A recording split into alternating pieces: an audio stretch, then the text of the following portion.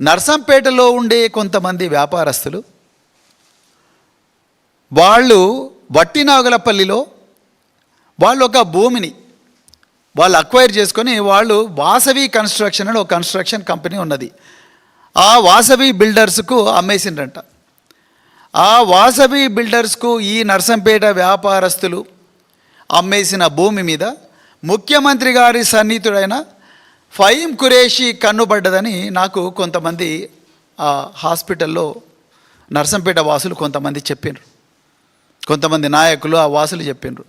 దానితోని ఈ ఫహీం ఖురేషీ అదేవిధంగా వాసవి ఎవడోడు విజయ్ కుమార్ అంటాడు, ఎవడో ఆ విజయ్ కుమార్ అంటాడు, అదేవిధంగా ఈ ఫహీం ఖురేషీ వీళ్ళిద్దరూ కలిసి సైబరాబాద్లో ఎకనామిక్ అఫెన్సెస్ వింగ్ అనే ఒకటి ఉంటుంది. ఈఓడబ్ల్యూ వైట్ కాలర్ అఫెన్సెస్ కోసం ఉంటుంది. ఆ ఈఓడబ్ల్యూలో ఒక కేసు పెట్టించి ఆ విజయ్ కుమార్ అంటోతోనే కంప్లైంట్ ఇప్పించి ఎఫ్ఐఆర్ రిజిస్టర్ చేయించి పెద్ద ఎత్తున కూడా నర్సంపేటలో సుదర్శన్ రెడ్డి గారికి సన్నిహితులైన వ్యాపారస్తులు ఎవరైతే ఉన్నారో ఆ వ్యాపారస్తులందరినీ కూడా రోజు పోలీస్ స్టేషన్ పిలిపించి వాళ్ళని టార్చర్ చేసి చివరికి ఆయన పిఆర్ఓని కూడా టార్చర్ చేసి మీరు ఏమైనా చేయండి, పెద్ది సుదర్శన్ రెడ్డి పేరు చెప్పండి, పెద్ది సుదర్శన్ పేరు కంపల్సరీ మీ 161 స్టేట్మెంట్లలో రావాల్సిందే, ఆయనను మేము దీంట్లో అక్యూజ్డ్ చేయాల్సిందే అని మాకు పైనుంచి ఆర్డర్స్ ఉన్నాయి. పాపం ఈయన ఏం చేసిండు, అరే సివి ఆనంద్ నాతో పాటు కమిషనర్ సివిల్ సప్లైస్గా పనిచేసిండు, కనీసం ఈయనకన్నా చెప్పుకుంటే మా బాధలు ఏమన్నా తీరుతాయేమో, ఎందుకంటే ఆయన అప్పుడు సివిల్ సప్లైస్ కార్పొరేషన్ చైర్పర్సన్, మా బాధలు ఏమన్నా తీరుతాయేమో అని చెప్పేసి నా సివి ఆనంద్ గారికి ఫోన్ చేస్తే, సార్ నా చేతులు ఏమీ లేదు, అంతా కూడా ఫహీం ఖురేషీ లేకపోతే ముఖ్యమంత్రి కార్యాలయం చూస్తుంది, మాకు ఇదంతా ఏం సంబంధం లేదు అని చెప్పి ఆయన చేతులు కడుక్కున్నట్టుగా ఆయన చుట్టూ ఉన్న సన్నిహితులు ఆప్తులు ఆయనతో ఆయన పంచుకున్నట్టుగా వాళ్ళు నాకు ఈ 3-4 రోజులలో చెప్పారు.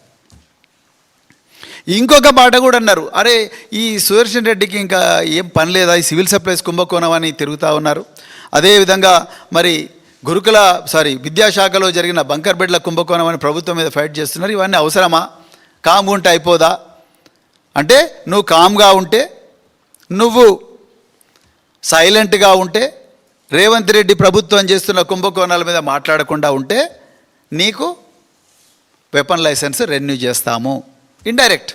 అదేవిధంగా ఈఓడబ్ల్యూలో పెట్టిన ఈ అక్రమ కేసు ఆ ఫహీం ఖురేషీ అంటోడు, అదేవిధంగా విజయ్ కుమార్ అనే వాసవి కన్స్ట్రక్షన్ ఉన్నాడో వీళ్ళిద్దరూ కలిసి ఏవైతే అక్రమ కేసులు పెట్టి పోలీసులను ఎట్లన చేసి మీరు ఆ నర్సంపేట వ్యాపారస్తులందరినీ తీసుకొచ్చి టార్చర్ పెట్టైనా పెద్ది సుదర్శన్ రెడ్డి పేరు చెప్పాలే అని చెప్పి టార్చర్ చేస్తున్నారు. ఈ టార్చర్ అంతా ఆగిపోతుంది కదా, ఈఓడబ్ల్యూ కేసును మళ్ళీ మూలకు పడేస్తాం, అయిపోతుంది. ఎందుకు నువ్వు ఇంత లొల్లి పెడుతున్నావు, ప్రభుత్వంలో అవినీతి జరుగుతున్నదని అని చెప్పి వెనక నుంచి మళ్ళీ దొడ్డిదారిన రాయబారాలు ఇవన్నీ కూడా జరుగుతూ ఉన్నాయి. ఇక సెక్యూరిటీ రివ్యూ కమిటీ అని చెప్పి 2026లో ఏదైతే ఈ తెలంగాణ పోలీస్ డిపార్ట్మెంట్ పెట్టిందో, రేవంత్ రెడ్డి గారి ఆదేశాల మేరకు డీజీపీ ఆయన ఇచ్చిన ఆదేశాలు ఈ డీజీపీ అమలు చేస్తాడు, చేసి సెక్యూరిటీ రివ్యూ